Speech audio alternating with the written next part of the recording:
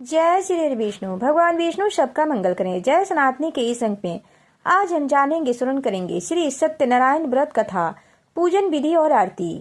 श्री सत्यनारायण शालिग्राम व्रत की कथा को सुनने का फल हजारों सालों तक किए गए यज्ञ के बराबर माना जाता है।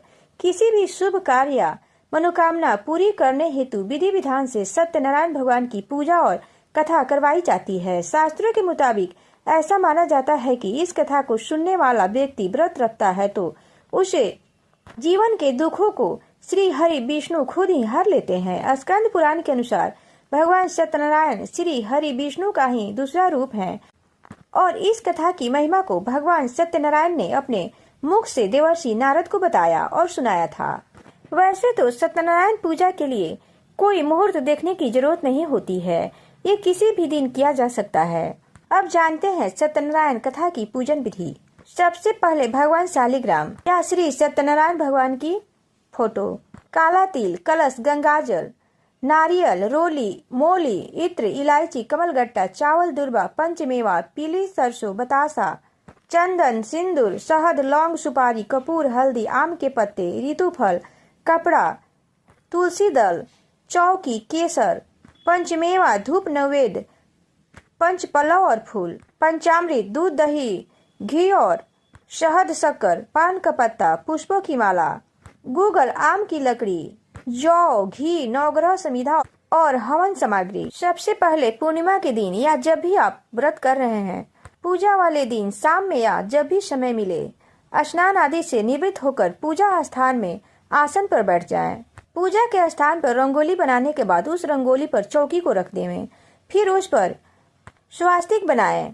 फिर उस स्वास्तिक पर केले का पत्ता रखकर सुंदर सिंहासन पर भगवान का चित्र अथवा शालिग्राम जी की और गणेश जी की मूर्ति विराजमान करें और फिर कलश रखें। सबसे पहले कलश की पूजा कर फिर श्री गणेश, गौरी, वरुण, विष्णु आदि सब देवताओं का ध्यान करके पूजन करें और संकल्प ले कि मैं सत्यनारायण भगवान का पूजन तथा कथा श्रवण सदैव करूंगा या करूंगी। फिर पुष्प हाथ में लेकर सत्यनारायण भगवान का ध्यान करें।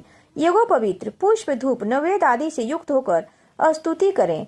हे भगवान, मैंने श्रद्धा पूर्वक फल, जल आदि सब सामग्री आपको अर्पण की है। अब आप इसे स्वीकार कीजिए। मेरा आपको बारंबार प्रणाम है। इसके बाद सत्यनारायण भगवान की कथा पढ़ें या सुने। कथा सुनने के बाद भगवान को भोग लगाएं। भगवान के भोग में ऋतुफल, गेहूं के आटे की पंजीरी और केले और दूध का राजभोग तैयार करें और भगवान को अर्पित करें और फिर कथा सुने और कथा सुनने के बाद आरती करें। आरती करके प्रसाद बांटे और बड़ों का आशीर्वाद ले। इस पूजा और कथा सुनने में हमें किसी विद्वान पंडित की मदद भी लेनी चाहिए। अगर पंडित नहीं मिल पा रहे हैं तो सरल विधि से इस प्रकार हम पूजा कर सकते हैं। अगर कोई विद्वान ब्राह्मण मिलता है तो विद्वान ब्राह्मण से कराना ही उत्तम होता है। अगर नहीं मिले तो खुद से ही सरल विधि से करके जो भी सामग्री और दान दक्षिणा हो वह मंदिर में लेकर दे आए। मंदिर के पुजारी अथवा मंदिर के ब्राह्मण को दे दें और फिर प्रसाद ग्रहण करें। अब सुनते हैं श्री सत्यनारायण व्रत कथा। सत्यनारायण भगवान की पूजा का बहुत अधिक महत्व होता है। श्री सत्यनारायण व्रत कथा के कुल 5 अध्याय हैं, जिनका श्रवण करने से मनुष्य के सभी कष्ट मिट जाते हैं। श्री गणेशाय नमः। श्रीमन नारायण नारायण। श्री सत्यनारायण भगवान की जय। श्री सत्यनारायण भगवान व्रत कथा का पहला अध्याय। एक समय की बात है, नौमी शरण ने तीर्थ में शौनादिक 88,000 ऋषियों ने श्री सूत जी से पूछा कि हे प्रभु, इस कलयुग में वेद विद्या रहित मनुष्य को प्रभु भक्ति किस प्रकार मिल सकती है तथा उनका उद्धार कैसे हो सकता है। हे मुनि श्रेष्ठ, कोई ऐसा तप बताइए जिससे थोड़े समय में ही पुण्य मिले और मनवांछित फल भी मिले। इस प्रकार की कथा सुनने की हम लोगों इच्छा रखते हैं। सभी शास्त्रों के ज्ञाता सूत जी बोले, हे वैष्णवों में पूज्य, आप सभी ने प्राणियों के हित की बात पूछी है, इसलिए मैं एक ऐसे श्रेष्ठ और व्रत के बारे में आप लोगों को जरूर बताऊंगा जिनके बारे में नारद जी ने श्री लक्ष्मी नारायण जी से पूछा था और लक्ष्मीपति श्री हरि ने नारद जी से कहा था। अब आप भी इसे सुनिए। एक समय की बात है, नारद जी दूसरों के हित की इच्छा के लिए अनेकों लोकों में घूमते हुए मृत्यु लोक में जा पहुँचे। यहाँ उन्होंने अनेक योनियों में जन्मे सभी मनुष्य को अपने कर्मों के अनुसार पीड़ा झेलते हुए देखा। उनका दुख देख नारद जी सोचने लगे कि ऐसा क्या किया जाए जिससे निश्चित रूप से मानव के दुखों का अंत हो जाए। इसी विचार पर मनन करते हुए वह विष्णु लोक में गए। वहां पर वह नारायण की स्तुति करने लगे और बोले, हे भगवान, आप अत्यंत शक्ति से संपन्न है, निर्गुण स्वरूप, सृष्टि के कारण भक्तों के दुख को दूर करने वाले हैं। आपको मेरा प्रणाम। नारद जी की स्तुति सुन विष्णु भगवान बोले, मुनि श्रेष्ठ, आपके मन में क्या बात है, उसे निसंकोच कहिए। इस पर नारद जी बोले कि मृत्यु लोक में अनेक योनियों में जन्मे मनुष्य अपने कर्मों के द्वारा अनेक दुखों से दुखी हो रहे हैं। हे प्रभु, आप तो ये बताइए कि वो मनुष्य थोड़े प्रयास से ही अपने दुख से कैसे छुटकारा पा सकते हैं। तब श्री हरि बोले, हे नारद, मनुष्यों की भलाई के लिए तुमने बहुत ही उत्तम प्रश्न पूछा है। स्वर्ग लोक व मृत्यु लोक दोनों में एक दुर्लभ उत्तम व्रत है जो पुण्य देने वाला है। आज प्रेम वश होकर मैं तुमसे कहता हूँ, श्री सत्यनारायण भगवान का व्रत अच्छी तरह विधान पूर्वक करके मनुष्य तुरंत ही यहाँ सुख भोग कर मरने पर मोक्ष पाता है।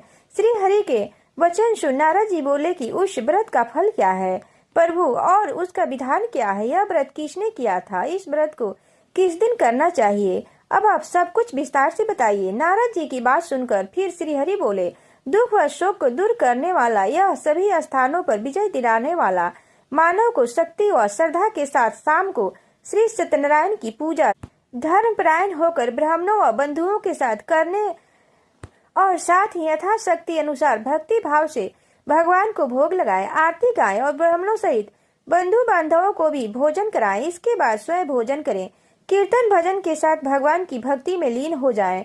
इस तरह से सत्यनारायण भगवान का यह व्रत करने पर मनुष्य की सारी इच्छाएं निश्चित रूप से पूरी होती हैं।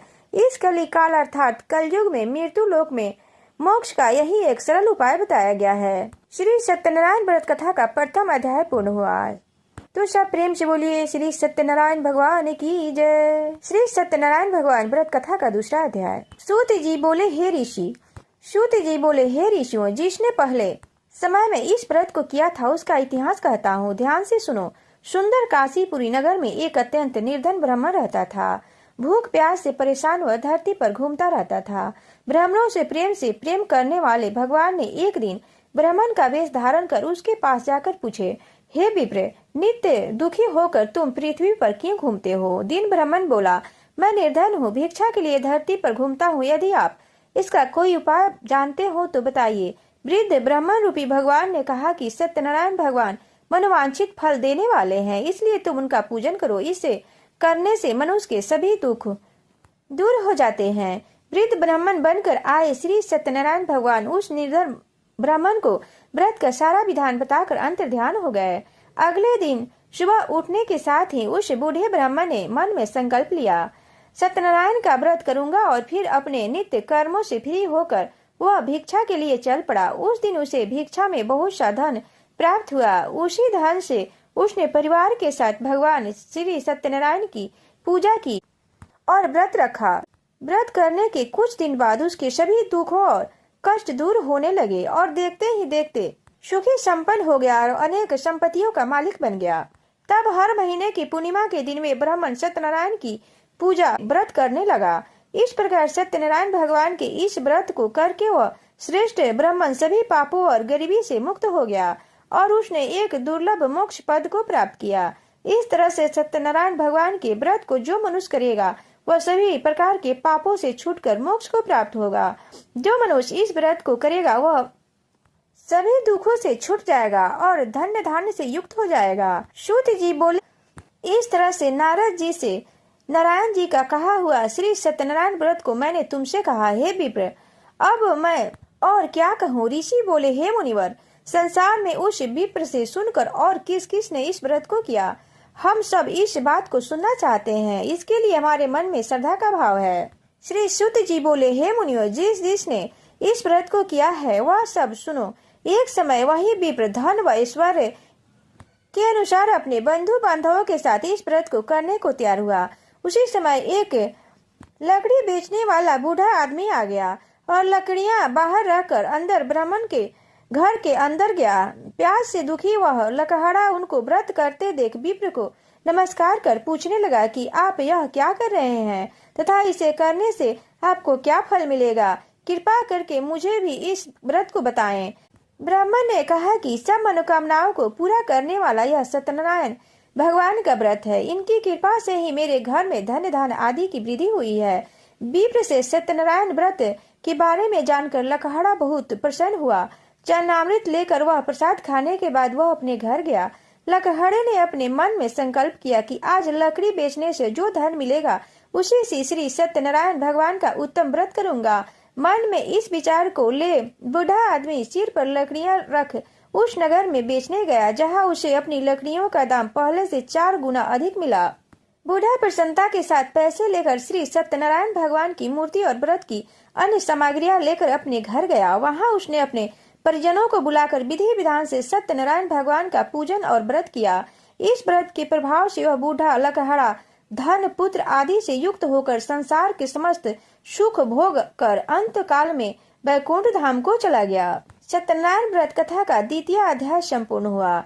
सब प्रेम से बोलो श्री सत्यनारायण भगवान की जय। श्री सत्यनारायण भगवान व्रत कथा का 3रा अध्याय। स्तुति जी बोले, हे श्रेष्ठ मुनि, अब आगे की कथा कहता हूँ। पहले समय में उल्कामुख नाम का एक बुद्धिमान राजा था।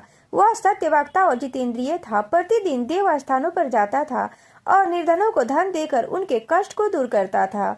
उसकी पत्नी कमल के समान मुख वाली तथा सती साध्वी थी। भद्रशिला नदी के तट पर उन दोनों ने श्री सत्यनारायण भगवान का व्रत किया। उसी समय साधु नाम का एक वैश्य आया। उसके पास व्यापार करने के लिए बहुत सा धन भी था।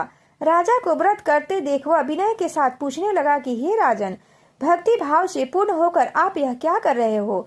मैं सुनने की इच्छा करता हूँ, तो आप कृपा करके मुझे बताएं। राजा बोले, मैं अपने बंधु बांधवों के साथ पुत्र आदि की प्राप्ति के लिए श्री सत्यनारायण भगवान का व्रत व पूजन कर रहा हूँ। राजा के वचन सुन साधु आदर से बोला, हे राजन, मुझे इस व्रत का सारा विधान कहिए। मैं भी इस व्रत को करूंगा। मेरी भी संतान नहीं है और इस व्रत को करने से निश्चित रूप से मुझे संतान की प्राप्ति होगी। राजा से व्रत का सारा विधान सुन व्यापार से निवृत्त हो अपने घर आ गया। साधु ने अपनी पत्नी को संतान देने वाले इस व्रत का वर्णन कर सुनाया और कहा कि जब मेरी संतान होगी तब मैं इस व्रत को करूंगा। साधु ने इस तरह के वचन अपनी पत्नी लीलावती से कहे। अगले दिन लीलावती पति के साथ आनंदित हो संसारिक धर्म में प्रवृत्त होकर सत्यनारायण भगवान की कृपा से गर्भवती हो गई। 10वें महीने में उसके गर्भ से एक सुंदर कन्या ने जन्म लिया। माता पिता ने अपनी कन्या का नाम कलावती रखा। एक दिन कलावती ने माँ लीलावती ने अपने पति को याद दिलाया कि आपने सत्यनारायण भगवान के जिस व्रत को करने का संकल्प किया था उसे करने का समय आ गया है। आप इस व्रत को करिए। साधु बोले कि हे विप्र, इस व्रत को मैं उसके विवाह पर करूंगा। इस प्रकार अपनी पत्नी को आश्वासन देकर वह नगर को चला गया। साधु ने एक बार नगर में अपनी कन्या को सखियों के साथ देखा तो उसे लगा कि उनकी कन्या अब विवाह योग हो गई है और उसने कन्या के योग वर ढूंढना शुरू कर दिया। ऐसे ही एक दिन साधु की बात को ध्यान में रखते हुए एक नगर में पहुंचा। वहां देखकर लड़के के योग बनिक पुत्र को ले आया। योग लड़के को देख साधु ने बंधु बांधवों को बुलाकर अपनी पुत्री के विवाह कर दिया। लेकिन दुर्भाग्य की बात एक ही, साधु ने अभी भी श्री सत्यनारायण भगवान का व्रत नहीं किया। इस पर श्री भगवान क्रोधित हो गए और श्राप दिया कि अपने काल में कुशल साधु बनिया जमाई को लेकर समुद्र के पास स्थित होकर रत्नापुर नगर में गया। वहां जाकर दामाद ससुर दोनों मिलकर चंद्रकेतु राजा के नगर में व्यापार करने लगा। एक दिन भगवान श्री सत्यनारायण की माया से एक चोर राजा का धन चुराकर भाग गया था। उसने राजा के सिपाहियों को अपना पीछा करते देख चुराया हुआ धन वहां रख दिया जहां साधु ने अपने जमाई के साथ ठहरा हुआ था। राजा के सिपाहियों ने साधु वैश्य के पास राजा का धन पड़ा देख तो वह ससुर जमाई दोनों को बांध कर प्रसन्नता से राजा के पास ले गए और कहा कि उन दोनों चोरों को हम पकड़ लाए हैं। अब आगे की कार्यवाही की आज्ञा दें। राजा की आज्ञा से उन दोनों को कठिन कारावास में डाल दिया गया और उनका सारा धन भी उनसे छीन लिया गया। श्री सत्यनारायण भगवान से श्राप से साधु की पत्नी भी दुखी हुई। घर में जो धन रखा था उसे चोर चुरा ले गए। शारीरिक तथा मानसिक पीड़ा और भूख प्यास से अति दुखी हो अन्न की चिंता में कलावती के ब्राह्मण के घर गई। वहां उसने श्री सत्यनारायण भगवान का व्रत होते देख फिर कथा भी सुनी। वह प्रसाद ग्रहण कर वह रात को घर वापिस आई। माता ने कलावती से पूछा कि हे पुत्री, अब तक तुम कहाँ थी? तेरे मन में क्या है? कलावती ने अपनी माता से कहा, हे माता, मैंने एक ब्राह्मण के घर श्री सत्यनारायण भगवान का व्रत देखा है। वह कन्या के वचन सुनी और लीलावती भगवान की पूजन की तैयारी करने लगी। लीलावती ने परिवार व बंधुओं सहित श्री सत्यनारायण भगवान का पूजन किया और उसने वर मांगा कि मेरे पति तथा जमाई शीघ्र घर आ जाएं। साथ ही यह भी प्रार्थना की कि हम सब का अपराध क्षमा करें। श्री सत्यनारायण भगवान इस व्रत से संतुष्ट हो गए और राजा चंद्रकेतु को सपने में दर्शन देकर कहा कि हे राजन, तुम उन दोनों वैश्य को छोड़ दो और तुमको उनका जो धन लिया है उसे वापिस कर दो। अगर ऐसा नहीं किया तो तुम्हारा धन, राज व संतान सभी को नष्ट कर दूंगा। राजा को यह सब कहकर वह अंतर्ध्यान हो गए। प्रातः काल सभा में राजा ने अपना सपना सुनाया। फिर बोले कि उन दोनों को कैद से मुक्त कर दो और सभा में लाओ। दोनों ने आते ही राजा को प्रणाम किया। राजा बोले, महानुभाव, भाग्यवश ऐसा कठिन दुख तुम्हें प्राप्त हुआ है, लेकिन अब तुम्हें कोई भय नहीं। ऐसा कह राजा ने उन दोनों को नए वस्त्र आभूषण भी पहनाए और जितना धन उनका लिया था उसे दुगुना धन वापिस कर दिया। दोनों वैश्य अपने घर को चल दिए। श्री सत्यनारायण व्रत का तृतीय अध्याय संपूर्ण हुआ। तो सब प्रेम से बोलिए विष्णु भगवान की जय, श्री सत्यनारायण भगवान की जय। श्री सत्यनारायण भगवान व्रत कथा का चतुर्थ अध्याय। श्रुति जी बोले, वैश्य ने मंगलाचार कर अपनी यात्रा आरंभ की और अपने नगर की ओर चल दिए। उनके थोड़ी दूर जाने पर एक दंड वेशधारी श्री सत्यनारायण ने उनसे पूछा, हे साधु, तेरी नाव में क्या है? अभिमानी वणिक हंसता हुआ बोला, हे दंडी, आप क्यों पूछते हो? क्या धन लेने की इच्छा है? मेरी नाव में तो बेल व पत्ते भरे हुए हैं। वैश्य के कठोर वचन सुन भगवान बोले, तुम्हारा वचन सत्य हो। दंडी ऐसे वचन कह वहां से दूर चले गए। कुछ दूर जाकर समुद्र के किनारे बैठ गए। दंडी के जाने के बाद साधु वैश्य ने नित्य क्रिया के पश्चात नाव को ऊंची उठते देखकर अचंभा माना और नाव में बेल पत्ते आदि देख वह मूर्छित हो जमीन पर गिर गया। वापस होश आने पर वह अत्यंत शोक में डूब गया। तब उसका दामाद बोला कि आप शोक न मनाए, यह दंडी का श्राप है, इसलिए हमें उनकी शरण में जाना चाहिए, तभी हमारी मनोकामना पूर्ण होगी। दामाद की बात सुनकर वह दंडी के पास पहुंचा और अत्यंत भक्ति भाव नमस्कार करके बोले, मैंने आपसे जो असत्य वचन कहे थे उनके लिए मुझे क्षमा कर दे। ऐसा कहकर वह रोने लगा। तब दंडी भगवान बोले, हे वणिक पुत्र, मेरी आज्ञा से बार बार तुम्हें दुख प्राप्त होता है। तू मेरी पूजा से विमुख हुआ। साधु बोला, हे भगवान, आपकी माया से ब्रह्मा आदि देवता भी आपके रूप को नहीं जानते, तब मैं अज्ञानी कैसे जान सकता हूँ? आप प्रसन्न होइए। अब मैं सामर्थ्य के अनुसार आपकी पूजा करूंगा। मेरी रक्षा करो और पहले के समान नौका में धन भर दो। साधु वैश्य के भक्ति पूर्वक वचन सुनकर भगवान प्रसन्न हो गए और उसकी इच्छा अनुसार वरदान देकर अंतर्ध्यान हो गए। ससुर जमाई दोनों सब नाव पर आए तो नाव धन से भारी हुई मिली।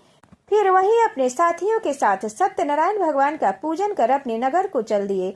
जब नगर के नजदीक पहुंचे तो दूत को घर पर खबर करने के लिए भेज दिया।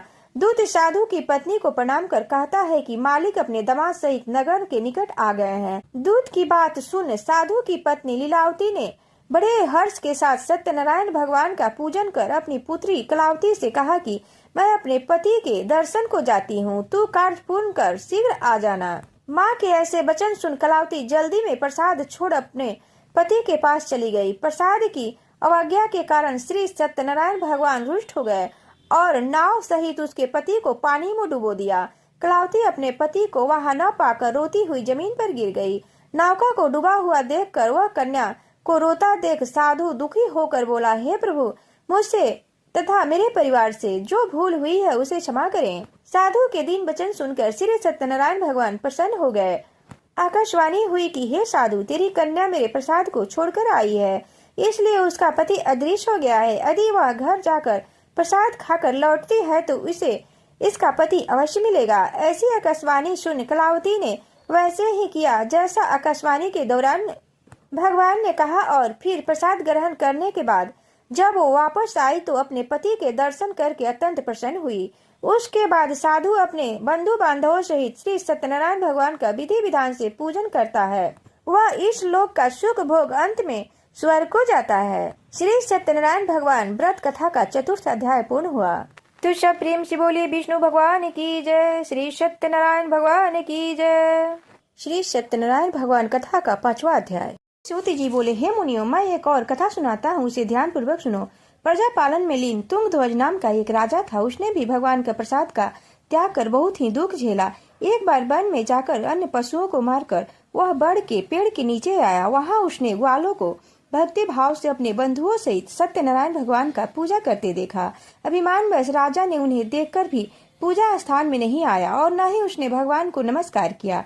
ग्वालों ने राजा को प्रसाद दिया, लेकिन उसने वह प्रसाद नहीं खाया और प्रसाद को वहीं छोड़कर अपने नगर को चला आया। जब वह नगर में पहुंचा तो वहां सब कुछ तहस नहस हुआ पाया, तो वह शीघ्र ही समझ गया कि भगवान ने ही किया है। वह दोबारा ग्वालों के पास पहुंचा और विधि पूर्वक पूजा करके प्रसाद खाया तो श्री सत्यनारायण भगवान की कृपा से सब कुछ पहले जैसा हो गया। दीर्घकाल तक सुख को भोगने के बाद मरणोपरांत उसे स्वर्ग लोक की प्राप्ति हुई। जो मनुष्य परम दुर्लभ इस व्रत को करेगा तो भगवान सत्यनारायण की अनुकंपा से उसे धन धान की प्राप्ति होगी। निर्धन धनी हो जाता है और भयमुक्त हो जीवन जीता है। संतानहीन मनुष्य को संतान मिलता है और सारे मनोरथ पूर्ण होने पर मानव अंत काल में वैकुंठ धाम को जाता है। सूत जी बोले, जिन्होंने पहले इस व्रत को किया है, अब उनके दूसरे जन्म की कथा कहता हूँ। वृद्ध सतानंद ब्राह्मण ने सुदामा का जन्म लेकर मोक्ष की प्राप्ति की।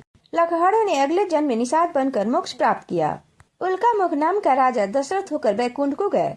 साधु नाम के वैश्य ने मोरध्वज बनकर अपने पुत्र को आरे से चीरकर मोक्ष पाया। महाराज तुंगध्वज ने स्वयंभू होकर भगवान में भक्ति युक्त हो कर्म कर मोक्ष पाया। श्री सत्यनारायण व्रत कथा का 5वां अध्याय पूर्ण हुआ। तो सब प्रेम से बोलिए विष्णु भगवान की जय, श्री सत्यनारायण भगवान की जय। श्री सत्यनारायण भगवान की आरती। ओम जय लक्ष्मी रमना, स्वामी जय लक्ष्मी रमना, सत्यनारायण स्वामी जन पातक हरना। ओम जय लक्ष्मी रमना, ओम जय लक्ष्मी रमना, रत्न जड़ित सिंहासन अद्भुत छवि राजे, करत निरंजन घंटा ध्वनि बाजे। ओम जय लक्ष्मी रमना, स्वामी जय लक्ष्मी रमना, प्रकट भये कलि कारण द्विज को दरस दियो, बूढ़ा ब्राह्मण बन कर कांचन महल कियो। ओम जय लक्ष्मी रमना, स्वामी जय लक्ष्मी रमना, दुर्बल भील कठाड़ो जिन पर कृपा करी, चंद्रचूड़ एक राजा तिन की विपत हरी। ओम जय लक्ष्मी रमना, स्वामी जय लक्ष्मी रमना, वैश्य मनोरथ पायो श्रद्धा तज दीनो, सो फल भोगयो प्रभु जी फिर स्तुति कीन्ही। ओम जय लक्ष्मी रमना, स्वामी जय लक्ष्मी रमना, भक्ति भाव के कारण छिन छिन रूप धरो, श्राद्ध धारण कीनी तिने को काज शरो। ओम जय लक्ष्मी रमना, भाव भक्ति के कारण छिन छिन रूप धरो, श्राद्ध धारण कीनी तिने को काज शरो। ओम जय लक्ष्मी रमना, स्वामी जय लक्ष्मी रमना, बाल बाल संग राजा मन में भक्ति करी, बने वांछित फल दीनो दीन दयाल हरि। ओम जय लक्ष्मी रमना, स्वामी जय लक्ष्मी रमना, चढ़त प्रसाद सवायो कदली फल मेवा, दीप तुलसी से राजी सत्य देवा। ओम जय लक्ष्मी रमना, स्वामी जय लक्ष्मी रमना। श्री सत्यनारायण जी की आरती जो कोई नर गावे, भक्त दास तन मन सुख संपत्ति पावे। ओम जय लक्ष्मी रमना, स्वामी जय लक्ष्मी रमना। भक्त दास तन मन सुख संपत्ति मन वांछित फल पावे। ओम जय लक्ष्मी रमना, ओम जय लक्ष्मी रमना। सत्यनारायण स्वामी, सत्यनारायण स्वामी जन पातक हरना। ओम जय लक्ष्मी रमना।